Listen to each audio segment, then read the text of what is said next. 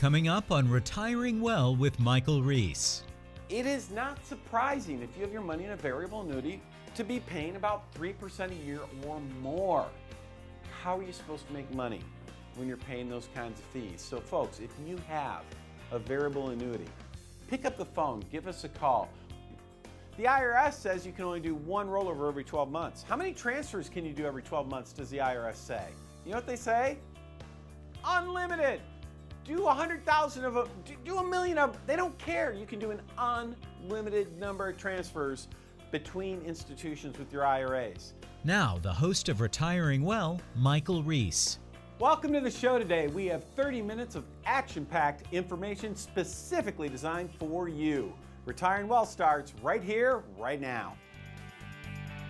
Retiring Well with Michael Reese, helping you make smart decisions with your money so you can live a better life.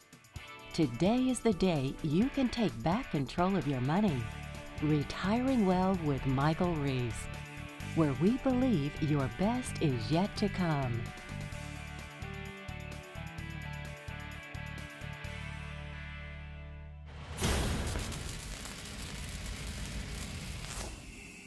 This week on CFP Talk, we are discussing variable annuities and the fees that come along with variable annuities. Now, in our industry, this is kind of my pet peeve. It drives me crazy how it seems like the financial industry, which, I mean, I love what we do. I love the financial industry. I think we can do so much good for so many people.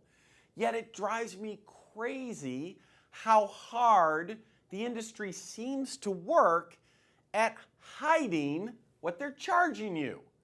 I mean, why can't we be transparent? It just boggles my mind.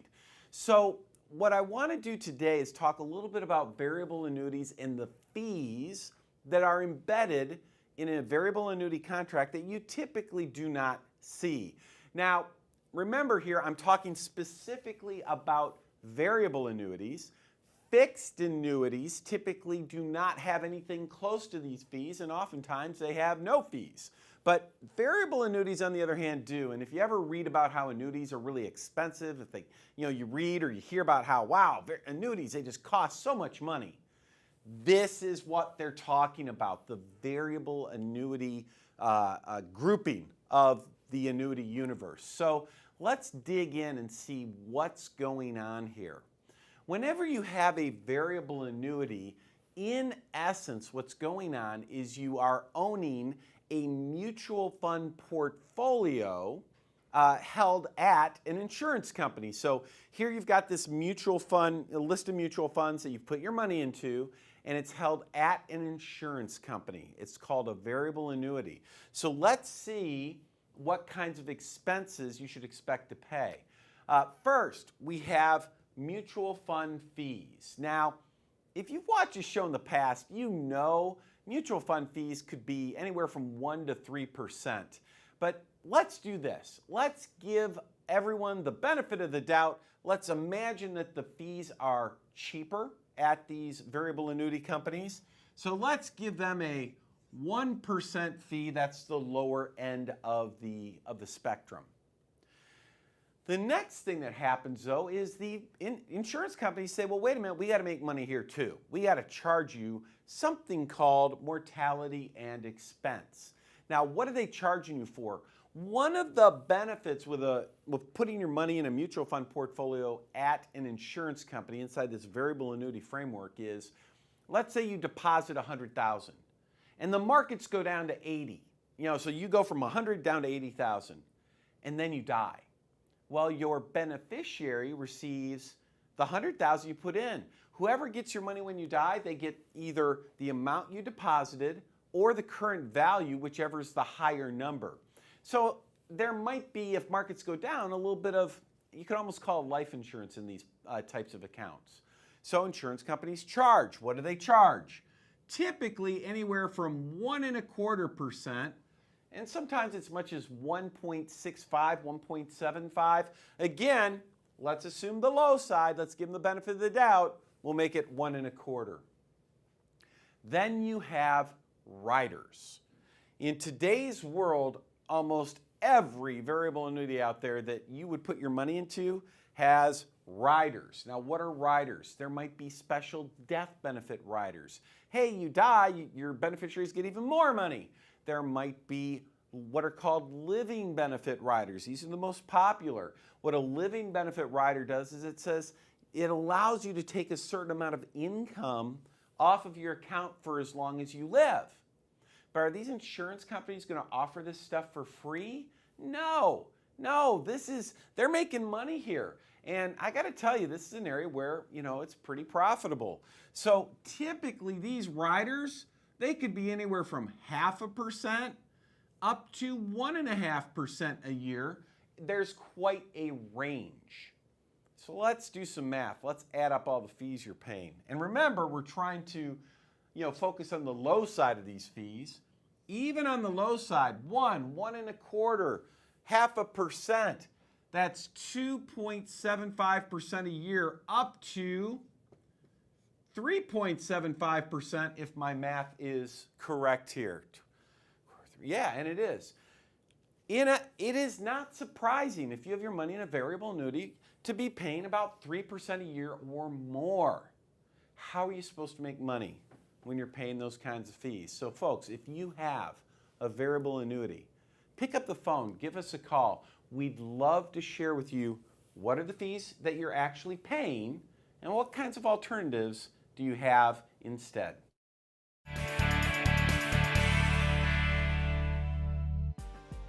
Since 2000, we have seen the market drop to half its value a couple of times. We are now in the second largest bull run of all time. Is the bear poised to strike again? Many are speculating that it is, but we are not going to take that position. The truth is, no one can predict when because they always come unexpected. The key is being positioned to handle it no matter what happens. By objective, a mutual fund will hold the securities it said that they would hold in the prospectus. For example, a large cap mutual fund is going to hold large company stocks. If the market crashes like it did in 2008, then what does that large cap mutual fund do? Think about it. Will they go to cash? You will be hard-pressed to find a large cap mutual fund that did not go right down with the market. Don't be caught being passively invested like that. What you want is active management. You want someone managing the downside as well as the upside. Also, don't get caught in the buy and hold trap. You have to remember that in 2008, when the market crashed, it started in December of 2007 and ended in March of 2009. Think about it. That was a 15-month period. Every month, people were getting their statements and they would ask their advisor what they should do. And what was the mantra? Just hold. It always comes back. Sure it did, almost 4 years after it hit its bottom.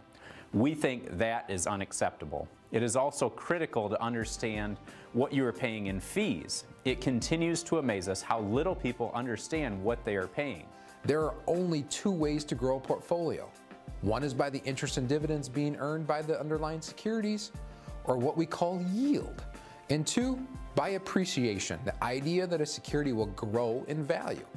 If I'm trying to grow to get a 6 or 7% return, and I'm only getting 2% in yield, and I'm paying fees of more than that, then my whole portfolio is relying on speculation. That's where you get volatility. We have all been taught you can't have great reward without taking great risk. It is not true. You can achieve market-like returns without volatility. We have the tools today to show you how much risk you are taking. We have the tools today to show you how much you are paying in fees. Don't you think you have the right to know? To the first 10 callers, we will perform a risk and fee analysis for you absolutely free. If you had a life-threatening illness and the doctor was prescribing a critical procedure, well, wouldn't you find it appropriate to get a second opinion? You have saved retirement your whole life. Don't you think your life savings deserves a second opinion as well? Again, for the first 10 callers, we will do the risk and fee analysis and we'll show you how to avoid being just passively invested. Give us a call.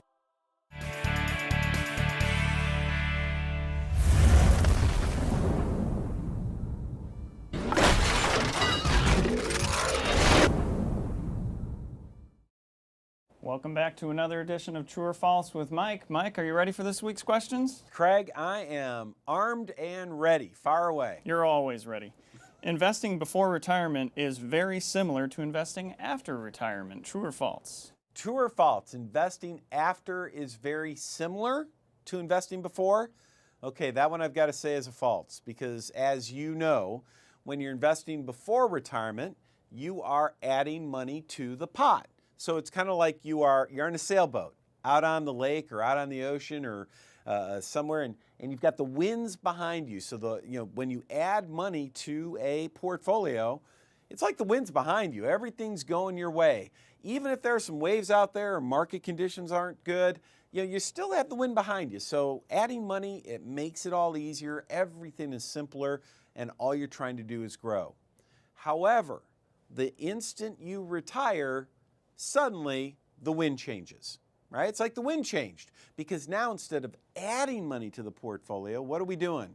We're typically taking money out. So instead of putting money in, we're pulling money out. Suddenly it's like the wind's in our face, right? The wind's in our face, and now we're like, oh my gosh, we still want to get from point A to B, but we can't just do it in a straight line. Now we've got to kind of go this way and that way and the other way. And the reality is this. I mean, folks, think about this. Think about this. When you're working before retirement, what are you trying to do?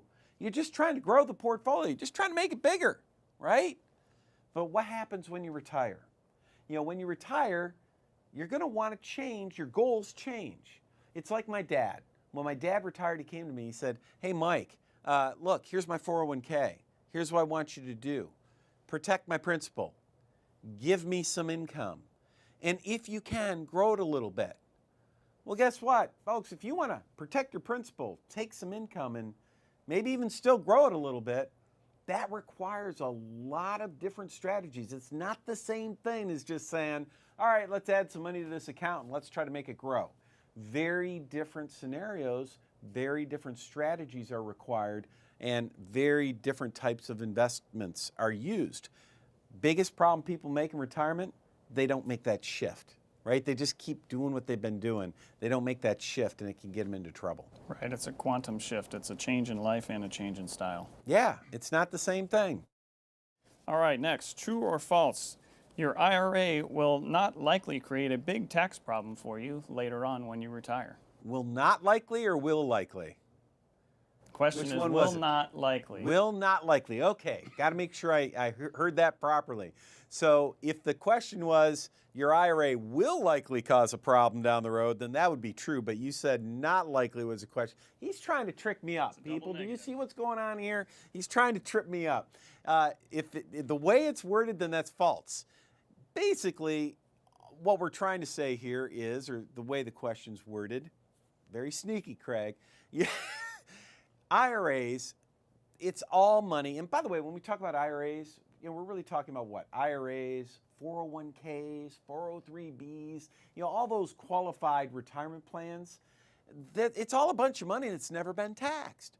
It's never been taxed. And so what happens is when you hit retirement and you start pulling it out, now here come all the taxes. And this is, man, as you're watching at home, this is the worst part about it. It's not just taxes on the money you pull out of those accounts, right? Because not only do you pay tax on the distribution, a lot of times you end up paying more tax on your Social Security income. Medicare too. As a result, right? Medicare premiums go up sometimes, or like the prescription drug, right? The Part D. Pretty much any government entitlement is going to be. It's either taxed at a higher rate or they charge you more, right? It's means testing. So the problem is you're pulling the money later on out of these accounts. Oh my goodness, more tax on what you pull out, more tax on Social Security, all these government entitlement programs you're paying more for. Oh my, it can be a real problem. And oh my goodness, for a surviving spouse, you think taxes are bad while you're both married? Just wait until one of you dies. It gets even worse. So yeah, IRAs, 401ks, they cause big problems with taxes later on. All right, well, thank you, Mike. That's it for this week. If you've got any questions about these topics or any topic, always feel free to give us a call and we'll help you figure it out.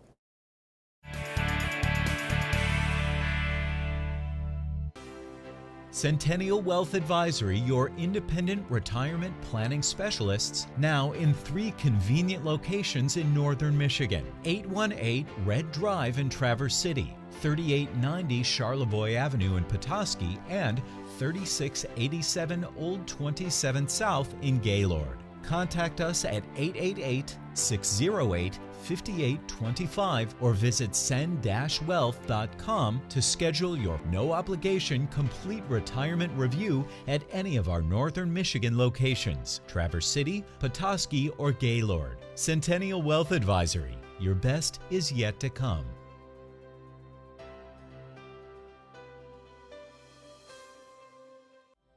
Essential financial strategies for a comfortable retirement. Join the Centennial Wealth Advisory team for an informative and exciting presentation with complimentary gourmet dinner, and learn how to protect your assets from market volatility, how to plan your retirement, the best ways to generate lifetime income, how to safeguard your assets from unnecessary taxation, the difference between retirement advisors and Wall Street advisors, why getting a second opinion may be your most important financial decision, and much more. Choose the date and location that works best for you.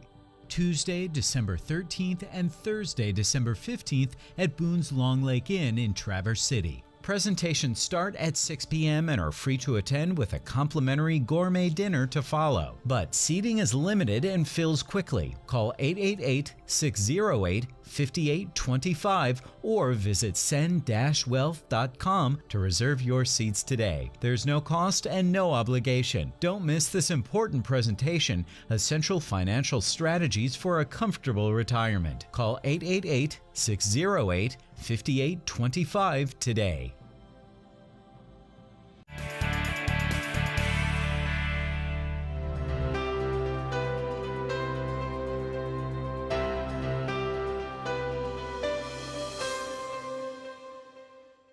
This week in IRA Focus, we want to talk about how do you avoid making mistakes when you're doing a 60-day rollover.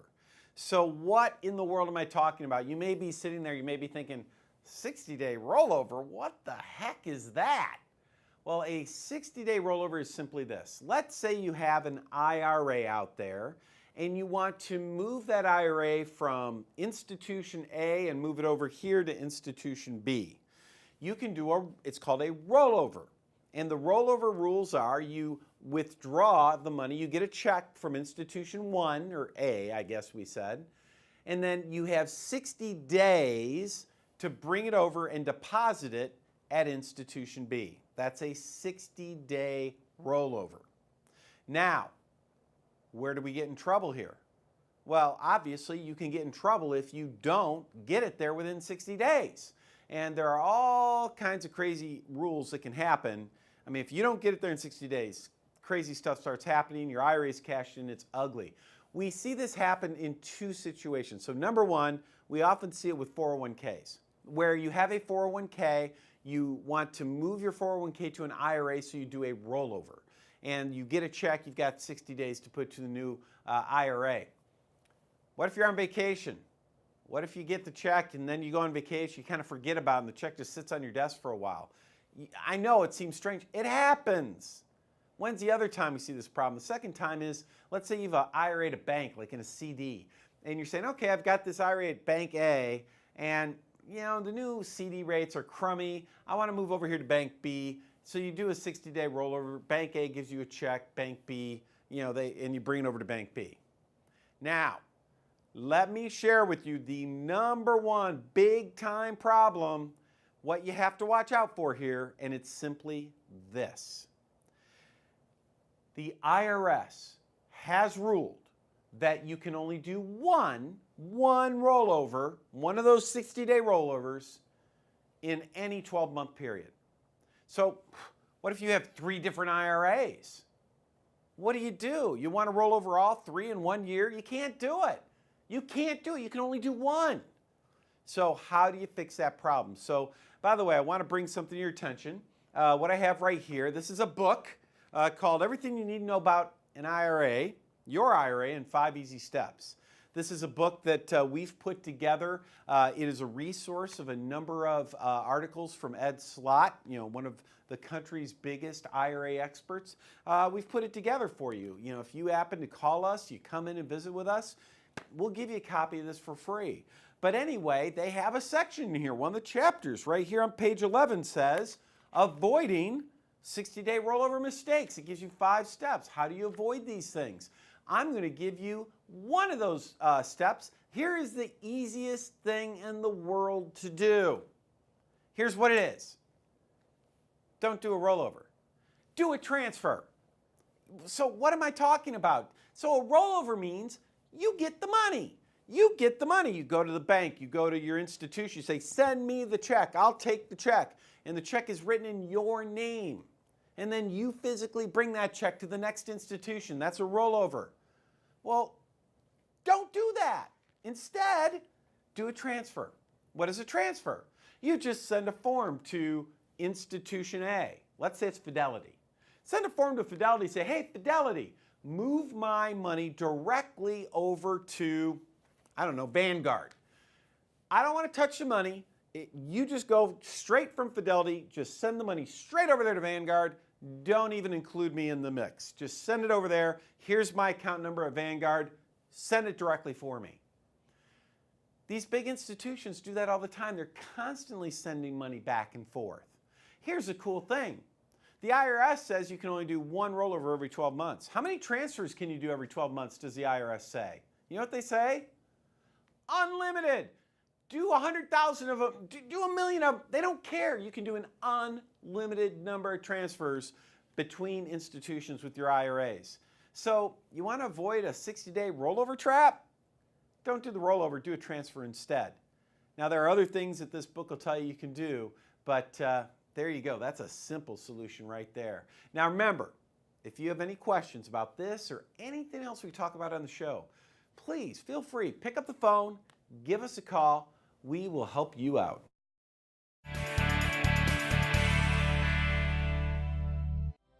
Essential financial strategies for a comfortable retirement. Join the Centennial Wealth Advisory team for an informative and exciting presentation with complimentary gourmet dinner and learn how to protect your assets from market volatility, how to plan your retirement, the best ways to generate lifetime income, how to safeguard your assets from unnecessary taxation, the difference between retirement advisors and Wall Street advisors, why getting a second opinion may be your most important financial decision, and much more. Choose the date and location that works best for you.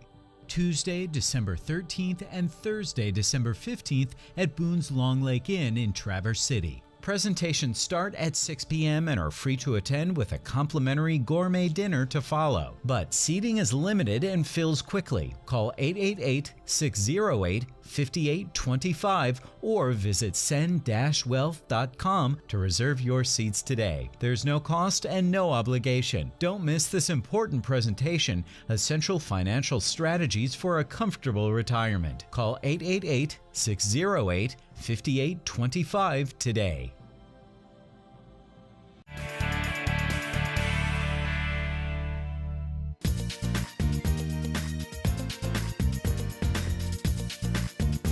Welcome to Coffee Talk. My name's John Torbett, and I'm here with my colleagues Larry Flynn and Art Canfield. And we get a number of common questions as we're in meetings throughout the week, and so we thought we'd just open those up and share a few with you. John, here's one we'll hear occasionally. Sure. I keep hearing the term in-service rollover in regards to my 401k. What does that mean? Sure. So in service, basically saying, okay, you're still working for your employer, but you have a 401k plan. So this in-service rollover idea is the fact that your 401k, you actually have the ability to roll that over to your own traditional IRA and ultimately start planning for retirement within that IRA, because the 401k, one of the big disadvantages that people find is that within the 401k, your options or your investment options are typically pretty limited. So people like to sort of have control over their retirement planning, and so within that IRA, now it opens it up to multiple investment options for them. Isn't it funny how many times clients come in and they have their 401k and they don't know that they can do that? Right. They can actually roll it out into their own IRA account. Yeah. It always amazes me how people don't have any idea what's even in their 401k, and they've just been saving for all these years, and they're just kind of blind to what's even in there. What's it about? Often, I think, when we're talking with these in-service rollers, we're encouraging them to talk to their employers, look at their summary plan descriptions to see what options are even available for them if they can do that. Yeah, and it seems like there's a trend going on right now where a lot of the employers almost don't want that liability of having the 401k anymore, so they're sort of opening it up for this in-service rollover where, hey, you're still working, but if you want to leave the 401k plan, feel free, because we don't want to be liable if like another 2008 occurs and you lose a lot of your money. We want you to be ultimately responsible for that. It's kind of important to note that, because this is a lot of times what the clients will think, but just because they roll out into their own IRA, it doesn't mean that they can't still participate in the 401k, right? Right. Still, usually if you're still working, you would want to keep participating. You don't want to give up that ability, especially if there's matching. Right, exactly. Well, good. Well, one of the other questions, guys, it seems like we get all the time is, hey, I'm retiring at the end of this year, and I'm fortunate enough to have Roth IRA money and traditional IRA money. Should I draw from my Roth IRA first so I don't have to pay any taxes? Oh man, guys, as soon as I hear that question, I think of that person that came in. They had asked their advisor 10, 15 years ago, right, which account I should pull from, and the advisor said, well, pull from your Roth account because you're not going to have to pay any taxes. And then for the next 10, 15 years, while they were in the low tax bracket, they could have been pulling out of their IRA. So here they're dwindling down their Roth IRA account while their IRA account was growing. I mean, just terrible advice, terrible advice. Right. It's really something, ultimately, we recommend each year you got to look at your tax situation and sort of see where's that income going to fall.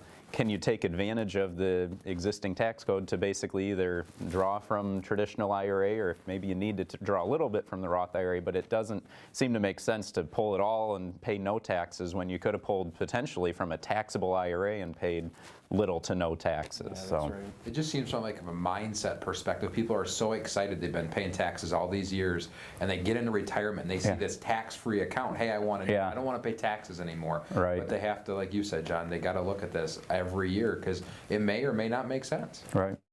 Yeah, there's a real sweet spot we find is when clients stop working and before they take Social Security, right? If there's a few years there that they're in that low bracket and they don't have that Social Security income and that's a great time to maybe be taking more out of the IRAs, right? Or possibly converting it to a Roth. Mm-hmm.